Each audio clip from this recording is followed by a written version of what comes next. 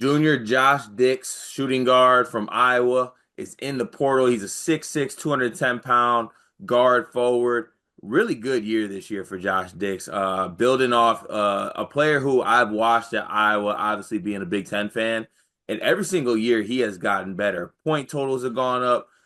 He's been able to maintain around 40 to 42% from three on high volume.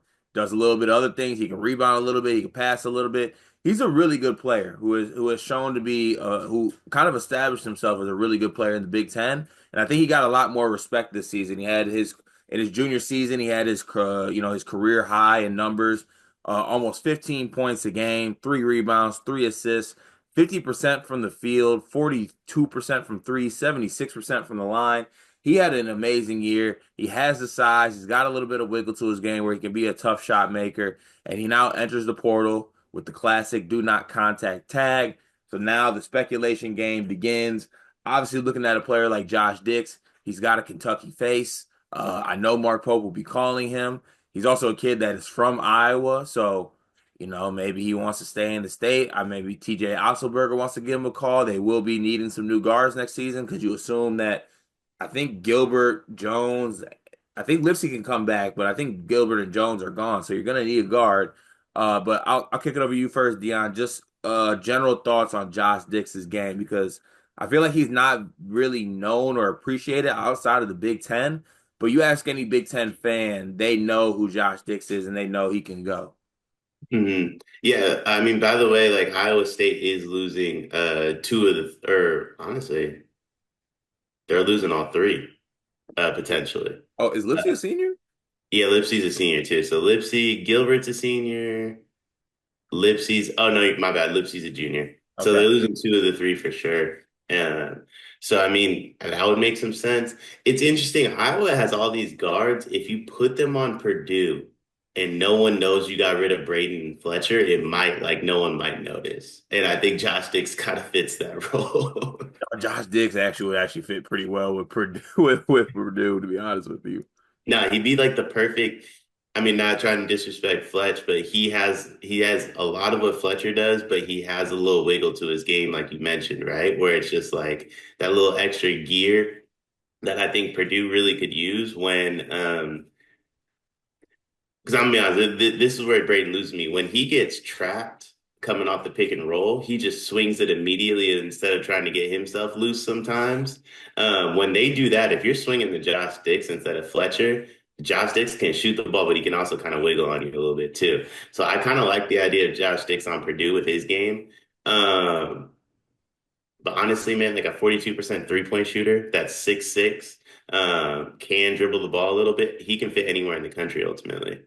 Yeah, and I mean that's on almost 5 attempts a game too. Like he's getting them up too. And you're getting a 6'6", 210-pound, 42% shooter on almost 6 attempts a game and 50% from the field on almost 11 attempts a game. And a lot, I mean, that's efficiency you're not gonna get. I think he's gonna have a fair amount of suitors. Um, obviously he has the no contact tag, like I mentioned. I think there could be some early schools to watch for him. Shots our guy Tipton over at On Three. Some of the schools that he included were Alabama, Creighton, Illinois, Nebraska, Tennessee. Iowa State's also expected to be involved. Indiana's expected to be involved. I could definitely see Indiana being a fit for him. Indiana needs some shooting. They need some size. They got money. They got the new coach in there.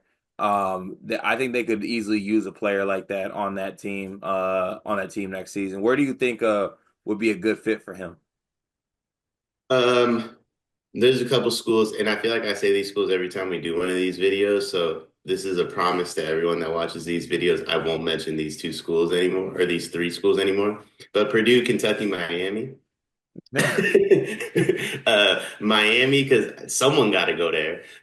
Purdue, because I think he fits the Fletcher role really perfectly. Kentucky, because he's a combination of all these guys that they're mixing together to make work. Like he's a Mhm. combo of Otega, Kobe Bryant. I'm not saying necessarily like better than those two. I just mean like he can do some of the stuff that they both can do. Sneaky couple teams. I think Duke makes some sense for him. I think Duke's going to need to bring a couple vets in especially with the idea that they might lose one or two people to Jay Lucas in Miami. And then I mean, I honestly I think he fits anywhere, but Yeah, I mean, six shooter that shoots 42% and is efficient from the field as well. You find a space for that. Um, with these kids and then the portal, obviously you speculate everything. Like there's a lot of hometown pull here. There's a lot of who they know.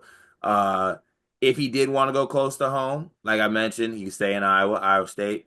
I guess his old high school, is like 10 miles from Creighton. okay. So Greg McDermott's definitely giving him a call. He would definitely be, I mean, you could see him definitely being a Creighton player. And Nebraska is very close to where his high school was as well. So maybe Hoiberg kind of flips the tires on that. To be honest with you, though, I feel like one thing I do want to see Josh Dix do, if I just selfishly, I want to see him go play for a good team. I'm not saying Nebraska's not good, but I'm saying he just spent 3 years at Iowa, them not really going anywhere. I think it'd be beneficial to him to maybe put himself on a bigger stage a little bit, go play some winning basketball, maybe get himself in the tournament, kind of showcase himself because I do think there's a world where, you know, he could end up possibly being in the NBA. I mean, you're 6'6" and you can shoot. Yeah, That's good enough to get you there. So I think if he's able to showcase that, maybe on a bigger stage at a higher level, it'll do wonders. I think I just thought of the team he should go to. Oh. Well, there's two of them. North Carolina with Caleb Wilson, Mm, because they're gonna lose everybody. yeah, that's a good I shout. don't think Drake Powell will be back. Like after watching the playing game, or excuse me, playing game. First four, I was gonna say he's an NBA guy, so that's where the playing came from. So North Carolina makes sense. Marquette. He feels like a Steve Novak, Tyler Kolek, where it's like, hey, he went to Marquette and now he's in the league, type of thing. So those are two other schools I can see him at. Yeah, it'll be interesting to see. I think Josh Dix, he's getting a lot of love from like the transfer portal ranking services, which is good to see because I think he's a really good player. It'll be interesting to see where he ends up, but we'll follow that this whole way up until his commitment over here on Sleepers Media YouTube channel. It is March, and that means that March Madness is upon us. And if you are looking for a place to play, Underdog Fantasy has you covered. Sign up and deposit using code SLEEPERS, that's code SLEEPERS, to receive up to $1,000 in bonus credit plus a free pick. Head over to Underdog Fantasy today and use promo code SLEEPERS to take advantage of this amazing offer.